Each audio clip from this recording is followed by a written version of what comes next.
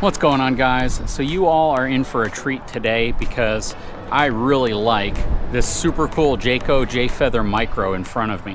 This has that really cool off-road appeal to it. This thing runs torsion axles. It's got a lot of really cool perks to it with an aggressive overall stance. Guys, you're not going to want to miss this. Hang tight, I'll be right back.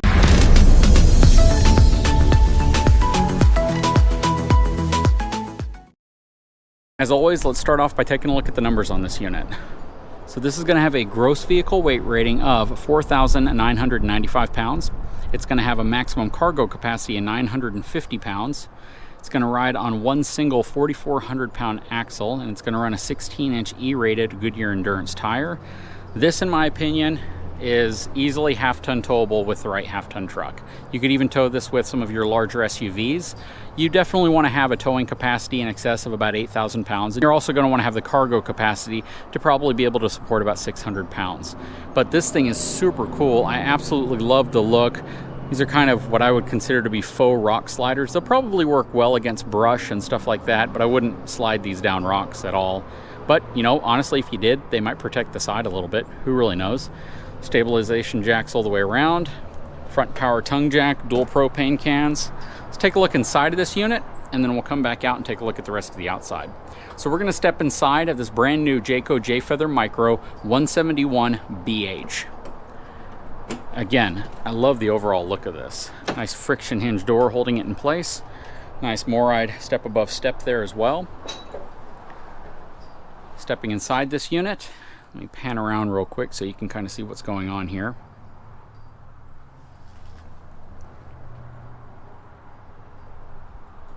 All right, so we're going to start from the front and take a couple steps to the back because this is a very compact unit.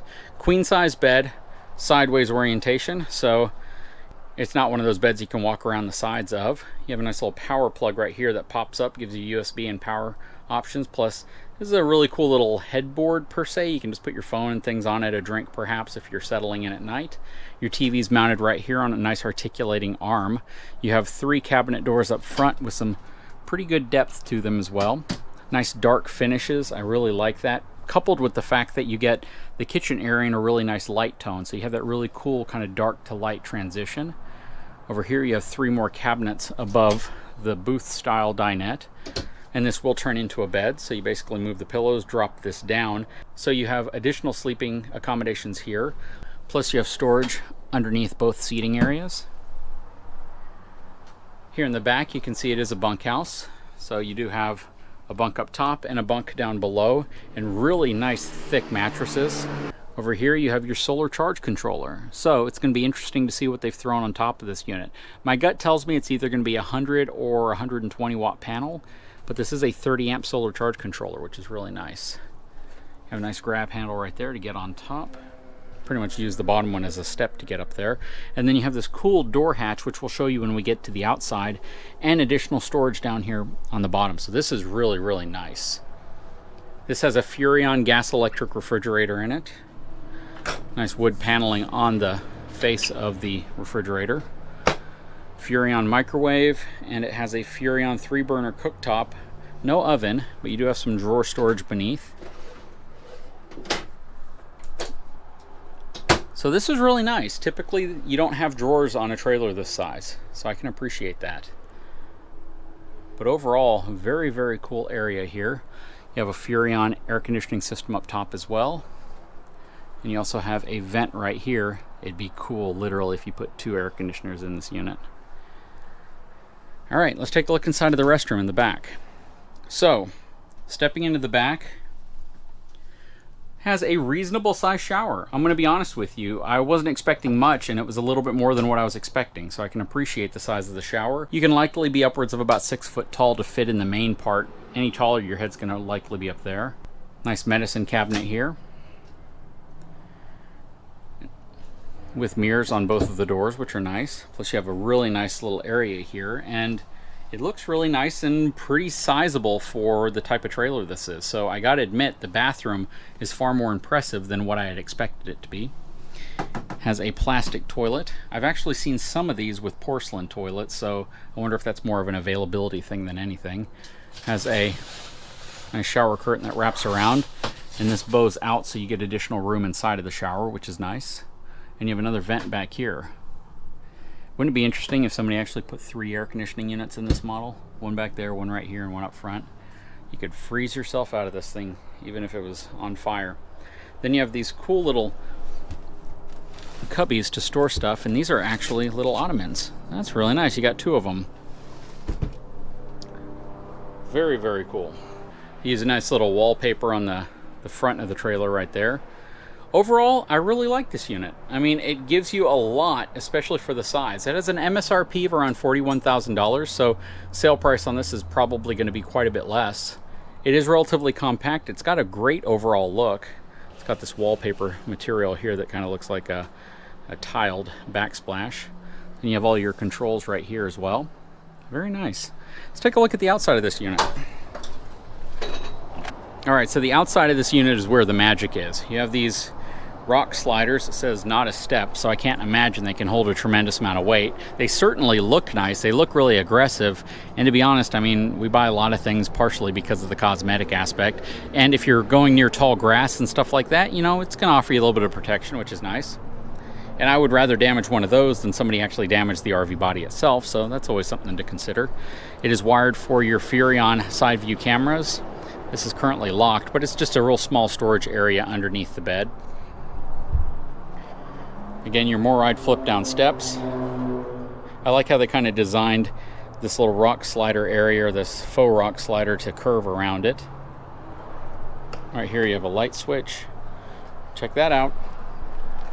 Asdel, which means this exterior wall is pretty much impervious to rot and delamination because of that Asdel. So that's really, really cool. And if you notice, they're putting a lot of the stickers now kind of across the lower edge as opposed to lining them all up and down the side of the door.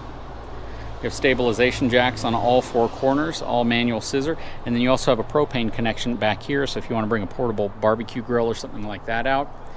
And check this out. Goodyear Wrangler tires.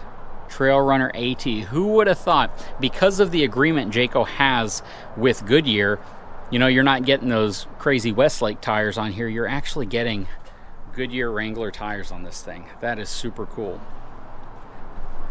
And stepping back, check that out. Kind of reminiscent of another brand that I'm familiar with. You guys probably know what I'm talking about. Nice diamond plating, as well as a sewer hose holder. There's your spare Goodyear Wrangler on an aluminum wheel too, so they didn't even skimp out. They didn't put a steel wheel, they put an aluminum wheel. You have a nice ladder to get on top of the walkable roof, all LED lights, as well as a backup camera. Here's that door I was telling you about. Check that out.